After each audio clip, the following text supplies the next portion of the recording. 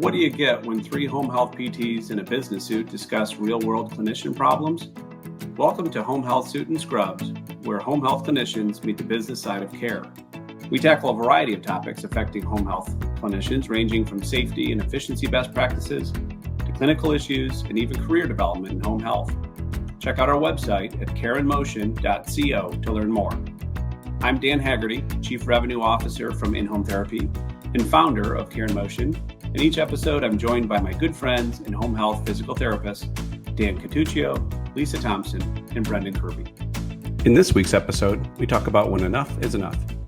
Whether it be too much time in the car, unreasonable points expectations, or big changes at your agency, there are lots of signs when a clinician has reached their breaking point.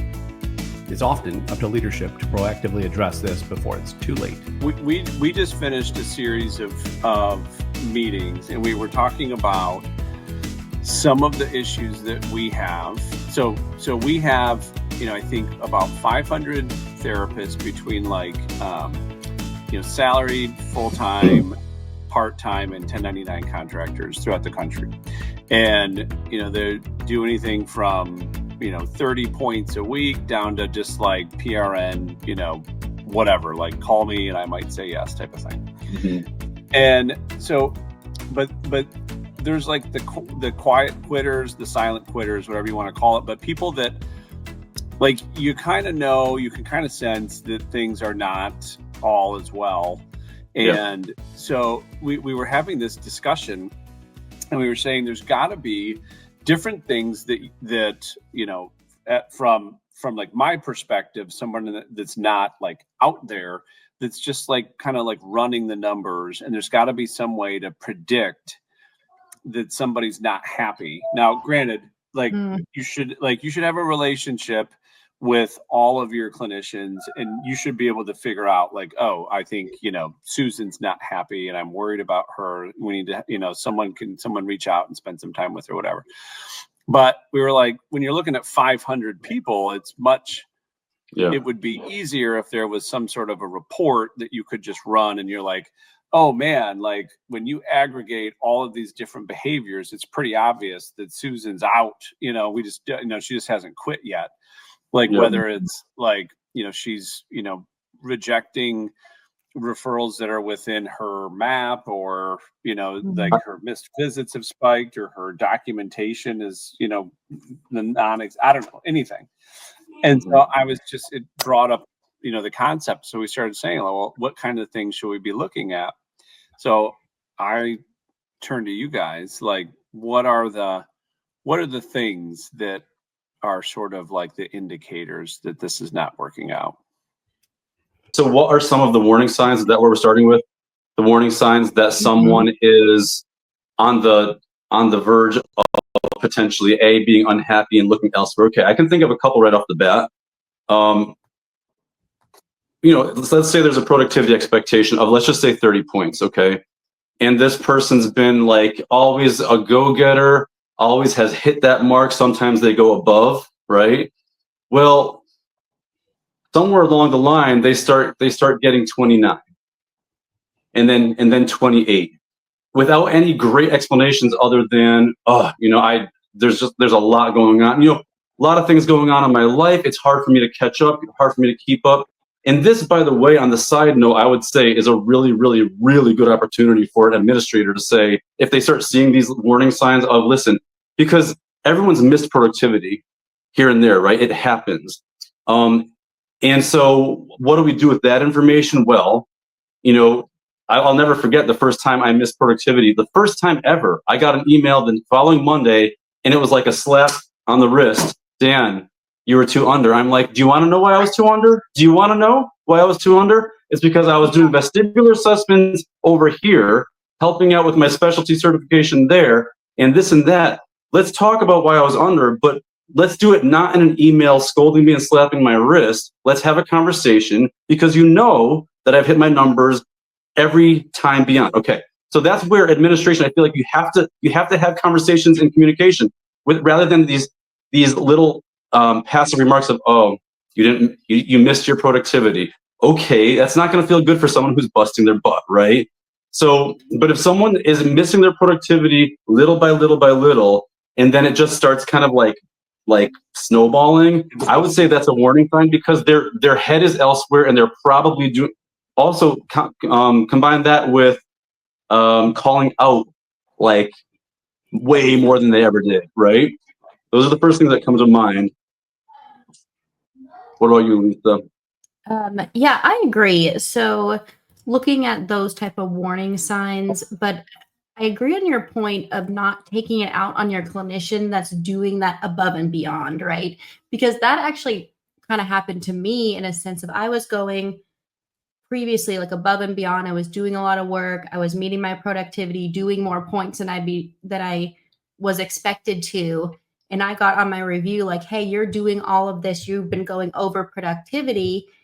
But they ended up raising my productivity. And I just felt like that was just like a punch in the gut. I'm like, I'm taking on more work.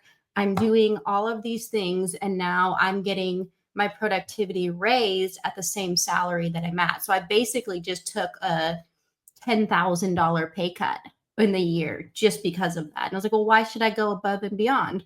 Or like I would help out on the weekends, and I would say, hey, like if you really need someone to help out on the weekend when it's not my weekend to work, like if it's an ortho, a high priority patient, and they're close to my house, like, within like 20-25 minutes, like, yeah, maybe I'll go out and do that admission on a weekend I'm not supposed to work.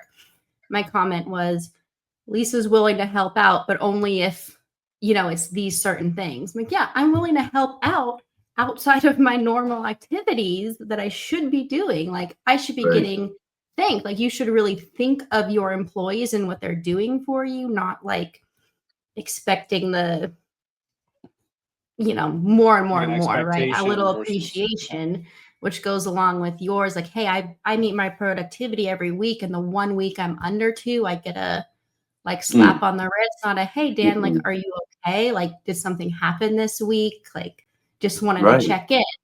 Exactly.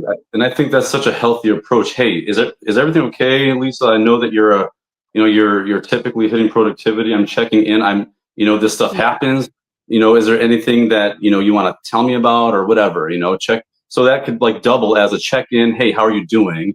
And let's talk about this. If you're having a hard time, like what are the factors that whatever, or because that can go a long way, and then it could lead to your next point of, okay, well now I'm starting to just go like just meet my productivity or go a little under, and I'm kind of starting to take a step back because I've already started to make up in my mind like I'm no longer as committed, right? And those are those signs you're looking at for that quiet quitting in a sense, right? Of this person's kind of taking these steps back.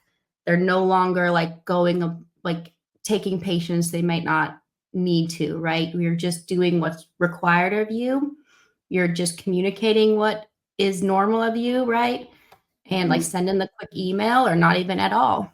And you're just kind of taking those steps away.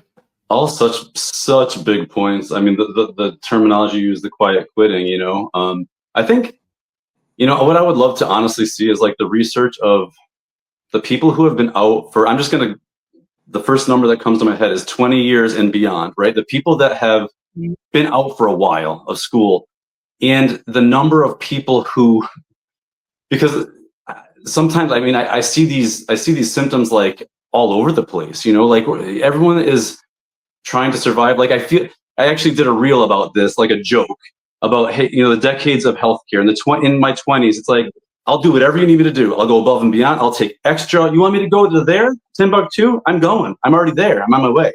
In my 30s, I've got kids. I'll do like a little bit extra. In my 40s, it's like, listen, like I'm gonna hit my productivity and that's about it. And then you know what I mean? Like, and I hate to I'm not gonna generalize, but that's what I do. Like I like to be dramatic, but in a sense, that's really what I think a lot of people feel. Like there's this redundancy. And so what do you do to light a fire? I mean, this is another conversation, but what do you do to light a fire under people to have some excitement, something new? Because it's sometimes it's not, and I mean, so when I was like 15 years out, I was like, I need something new. I need some change, whatever. I went to get vestibular certified thinking that would light a fire under me. And in a way it was exciting, like I got, But I just feel like it's one of those things that as clinicians, we have to not just look at everything around us, but also like at ourselves. Like, what do I need to make this job sustainable so that I can do this if I want to do this for another 10 years? What is it going to take?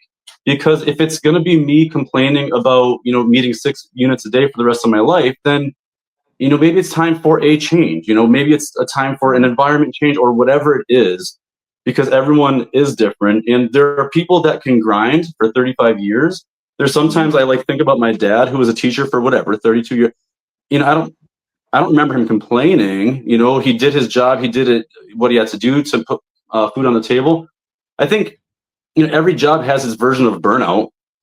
Healthcare is something special. It's something extra because it's like this service that we are always giving of ourselves to others, which is why we sign up for healthcare. But doing that, we take on extra issues that aren't our own on a daily basis, right? I mean, how many times do you go to bed thinking, oh, what else can I do for this person? And, what else can I do to help and this and that? So anyways, I'm just thinking out loud about the reasons why people find themselves in their late 30s, mid 40s, early 50s, feeling like, oh my gosh, what do I do to have to maintain this and sustain this? I think it could be a lot with families, right? Like you say, I want to be there more for my kids' activities, right? And that's why a lot of people come into home health, I think, in the first place, because they want to have a flexible job, right? And you can change things up. You can be there for your kids. You have much more flexibility. But speaking to your point with burnout and needing just an environment change and looking at ourselves as clinicians and what works for us, if you need an environment change, or what I often recommend is, well, maybe you go from full-time home health to part-time home health and you pick up a couple different PRN jobs, because we're lucky in that ability as healthcare providers that we can pick up PRN work, right? I went to the SNF today for 3 hours and I was like, well, this is great. I'm just I'm logging into the SNF. I'm seeing 3 patients. I'm doing my documentation and I'm coming home. Well, then I went to my home health patients, but then I was done. I haven't given it a second thought. My patients are done. My documentation is done. I have no other worries. And it's kind of that change of pace and that change of environment that when I do see my home health patients, it's you kind of are a little bit more invigorated in a sense. I'm not just in this day to day, all day long home health setting. You get kind of different. I do PRN in the ALFs and I do outpatient home care. So it's you have a lot of different settings, which is nice. So if you're finding yourself in that burnout, you can look at these other options, right? I think it's a really, really, really good point. Because the word redundancy, I think for me speaks so loud, because I'm someone who, I can very easily say to you that I get bored quickly. And I don't think I don't want to say it as a negative thing. It's, we're all different. We all have different brains. And mine is going a mile a minute in other directions. And so what I needed was to find something just totally unique and different in order to kind of make money outside of healthcare. And that's when I started to become a wedding pianist and then a content creator, and just trying other things to excite me and to keep me going. And so that now that I'm more part-time, I'm 32 hours, so I'm still working hard, but it really made a difference for me. And it allowed me to have a little layer of being able to breathe a little bit easier. And to be able to, honestly, spend a little bit of, I'm not going to say extra time, but a little bit more well-needed time for whatever it was, documentation or, a couple extra minutes with my patients. That was really, really nice. You just felt like you're on less of that perpetual hamster wheel. I can see that when you're looking, I know when I've had just a couple patients scheduled and I'm like, oh, I don't feel like I'm in such a rush to go. And I'm like, oh, I actually ended up spending maybe 50 minutes with this person or 55 minutes. And I probably shouldn't have, but I enjoyed it. Maybe we had a little bit more conversation and a good laugh, but it fueled my soul a little bit too, to be able to spend that good quality time with somebody. Absolutely. which is really nice. And I think that's something what Dan, you were talking about, trying to figure out where employees are at. And if you're seeing that somebody is seeing a bajillion patients, that may be a check-in call too of, is this clinician going to get burnt out, right? Of looking at or are they driving, are their territories just all over the place?